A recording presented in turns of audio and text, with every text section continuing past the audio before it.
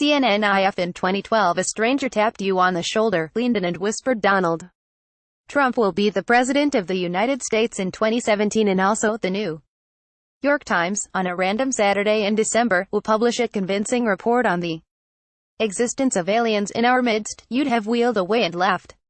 President Donald Trump? Okay, pal. As it turns out, both things are true. Trump is definitely coming up on his first anniversary in office, and the aliens are, if not currently levitating outside your window, apparently zipping around in or controlling UFOs, freaking out naval pilots, all as mysterious metal alloys sit in a storage space somewhere in Nevada. The first year of the Trump era has turned American life utterly sideways. It has also, and here's where the aliens come in, scrambled our collective sense of what's truly sensational. As such, it shouldn't come as a surprise that word of a shadowy Pentagon UFO study program has been met mostly with __s and a few entertaining freakouts over all the __s. Real life is stranger than science fiction or non-fiction these days, and here, below, is part of the reason why a dozen or so things your pre-2017 self would have found more surprising, or confusing, are plain ridiculous, than news of some modest intergalactic tourism. But for too many of our citizens, a different reality exists: mothers and children trapped in poverty in our inner cities, rusted-out factories scattered like tombstones across the landscape of our nation, an education system flush with cash, but which leaves our young and beautiful students deprived of knowledge, and the crime and gangs and drugs that have stolen too many and robbed our country of so much unrealized potential. This American carnage stops right here and stops right now. One of the former presidents in attendance, George W. Bush, reportedly offered a brief but memorable review. That, he said, was some weird street. That time the new White House press secretary screamed at reporters about crowd size, said Sean Spicer, in a very loud voice, of the previous day's festivities. That was the largest on to witness an inauguration, period. Both in person and around the globe. It wasn't Spicer, who so memorably huddled with his staff among bushes near television sets on the White House grounds in order to avoid walking past reporters en route to his office on the night Trump fired FBI Director James Comey, would leave his job in July, but not before suggesting, in April, that Hitler never used gas on his own people. A digression, for which he later apologized. That time Trump's memory of attacking Syria was clouded by chocolate cake had finished dinner, Trump recalled to Fox Business host Maria Bartiromo. We're now having dessert, and we had the most beautiful piece of chocolate cake that you've ever seen. And Chinese President Xi was enjoying it. That's when, as the president told it, he informed Xi Jinping of his decision to launch an attack on Syria. I said, "Mr. President, let me explain something to you. This was during dessert. We've just fired 59 missiles, all of which hit, by the way, unbelievable, from, hundreds of miles away, all of which hit, amazing. One snag. Trump, during the interview, misplaced the target. So, what happens is, I said, we've just launched 59 missiles heading to Iraq." Bartiromo interjected here to ask, heading to Syria? Yes, Trump said, heading toward Syria. That time top Trump aide Kellyanne Conway defended alternative facts. There was a time before this expression existed. It ended on January 22, 2017, the third day of Trump's presidency. Not 2 weeks later, Conway offered some truly brand new information to support and defend Trump's travel ban. Here's what she told MSNBC. I bet it's brand new information to people that President Obama had a 6-month ban on the Iraqi refugee program after 2 Iraqis came here to this country, were radicalized, and they were the masterminds behind the Bowling Green massacre. It didn't get covered. That last line is right, up to a point. There was no massacre, so no massacre was covered.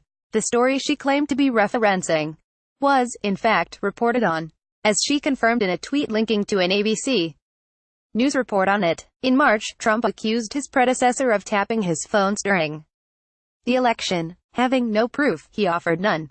After about 10 days of saying he wouldn't comment on the tweet, then commenting, then not commenting some more, Spicer asked that Trump not be taken literally.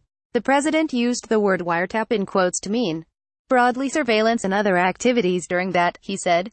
That time Trump tried to kneecap the Russia probe. Let's try to get this over with in one sentence. Trump fired his FBI director after asking him to ease up on his national security advisor, who's since pleaded guilty to lying to the FBI, leading the deputy attorney general who made the decision, because the attorney general recused himself after failing to disclose Russian contacts during his confirmation hearings to appoint as special counsel, himself a former FBI director, to probe the Trump campaign's potential ties to Russia, a decision that's led to multiple indictments and guilty pleas from people in Trump's inner circle, a number of whom are or might now be cooperating with prosecutors, a development that kicked off a seemingly coordinated effort among Trump's allies, most notably his friends at Fox News, to discredit the special counsel amid speculation Trump will try to fire him.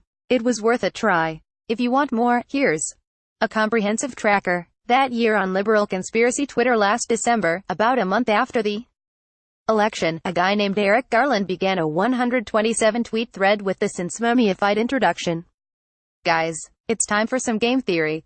There followed an inane and rambling disquisition on how Russia installed Trump as president. Since then, liberal Russia conspiracy Twitter, though mostly and understandably a secondary concern to the alt-right on social media, has become a sort of cottage industry for anti-Trump folks who believe a more satisfying truth is out there. It'd be funny and inconsequential if so many otherwise well-meaning people didn't parrot their baseless talking points. Alas, they do, and in so doing further cloud our already unstable reality. The fever has mellowed a bit over the course of the year.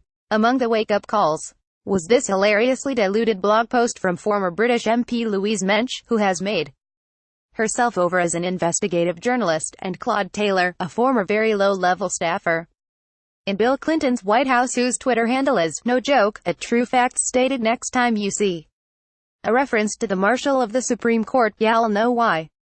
That time Trump's lawyers blabbed about his legal strategy in earshot of a reporter at lunch in September. The White House special counsel, a man named Ty Cobb, broadcast the inner workings of Trump's Russia strategy during a boisterous outdoor lunch with a colleague, because they were seated at a popular Washington steakhouse, close to both the White House and the New York Times D.C. bureau. A Times reporter heard it all.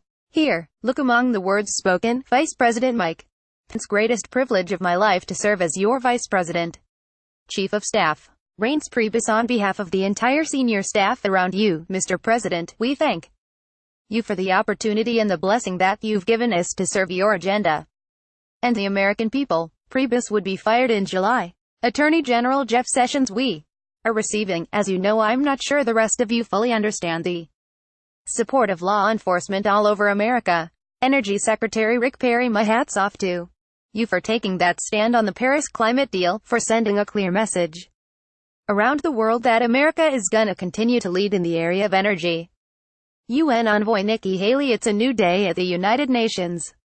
We now have a very strong voice. People know what the U.S. is for, they know what we're against, and they see us leading across the board. White House Budget Director Mick Mulvaney. With your direction, we were able to also focus on the forgotten man and woman, who are the folks who are paying those taxes, so I appreciate your support and your direction in pulling that budget together. Health and Human Services Secretary Tom Price, I can't thank you enough for the privilege that you've given me and the leadership that you've shown. Price would be forced out after amid a scandal over his use of private jets. Agriculture Secretary Sonny Perdue, I want to congratulate you on the men and women you've placed around this table. The holistic team of Working for America is making results in each and every area. That time Trump called the nuclear-armed North Korean dictator Kim Jong-un short and fat. That was in a tweet from November 11th. Back in September, Trump threatened to destroy North Korea and gave Kim a new nickname, like a vice principal delivering the morning announcements. An uncharacteristically rote-sounding Trump made this proclamation over Twitter on a Wednesday morning in late July. Fast forward a few months and the Pentagon has said it will begin processing transgender military applicants on January 1st. This after a federal judge declined earlier this month to put the deadline on hold. That time Trump endorsed alleged child molester Roy Moore. Trump backed Roy Moore, the Republican nominee in Alabama's special Senate election, after Moore was accused of molestation, UAL assault and trying to date teenagers decades ago, when he was in his 30s. Moore lost the race more than a week after the vote. He has yet to concede.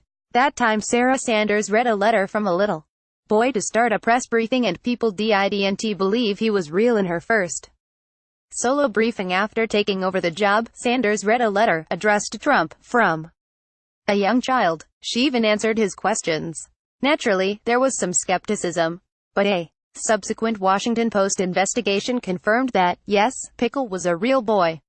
That time the president said there were some very fine people among neo-Nazi demonstrators in Charlottesville. After hemming and hawing for a couple of days, Trump denounced the white supremacists responsible for kicking off deadly violence in Virginia.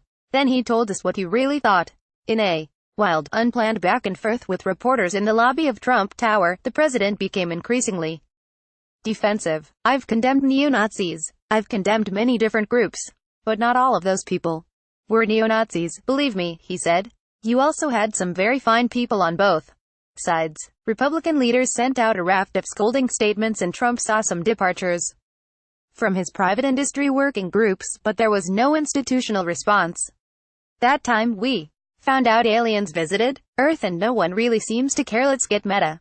Forget the aliens themselves. How about the fact, as noted by CNN's Steve Brusk, that no one is talking about the aliens? It's almost as if the country would prefer conspiracy theories to real evidence, and now that we seem to have it, people are bored by the whole thing. Forced to choose between Trump and the aliens, Americans went with Trump. CNN's Brenna Williams contributed to this report.